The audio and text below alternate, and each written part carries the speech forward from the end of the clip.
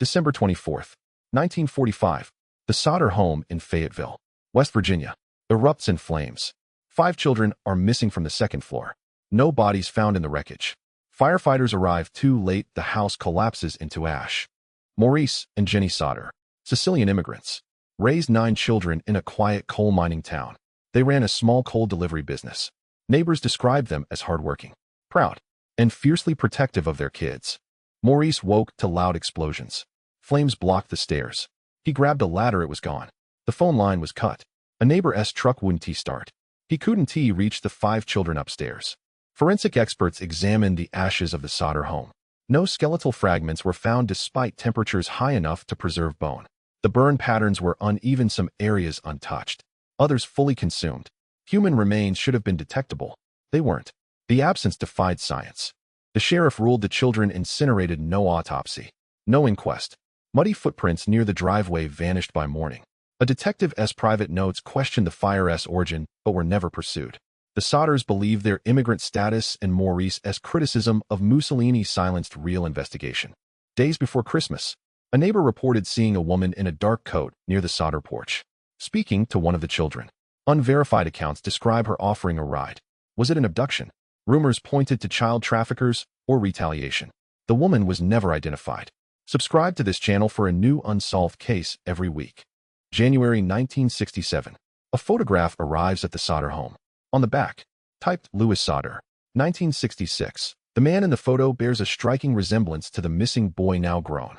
Handwriting analysts can't confirm the note's origin. A private investigator traces the postmark to Lafayette, Louisiana, but the sender, gone without a trace. The night of the fire, Maurice reached for the ladder used for coal delivery. It had vanished. No trace was ever found. Neighbors later recalled seeing dynamite stored on the property. Maurice worked construction. Could the explosions he heard have been more than fire? The possibility of sabotage looms larger every year. Decades later, the 4 surviving Sodder siblings speak. One swears their brothers and sisters were taken.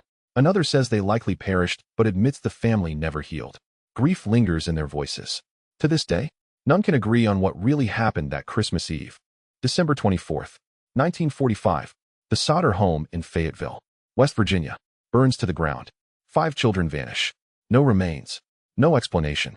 But whispers surfaced years later. Maurice Sodder had enemies.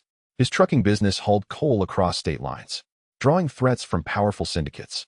Some believe the fire was a warning. Others point to post-war tensions, Sicilian roots, wartime suspicion. Was this an act of organized crime or a government silence? In 2018, a forensic team returned with drone scans and thermal imaging. Ground-penetrating radar swept the original lot. 3 subsurface anomalies detected beneath the old foundation, unusual for a fire site. Possible voids, possible burials. But the land is now privately held. No excavation permitted. The data remains sealed.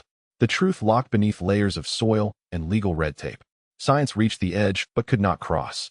A single candle burns on a crumbling brick step, the last remnant of the Sodder home.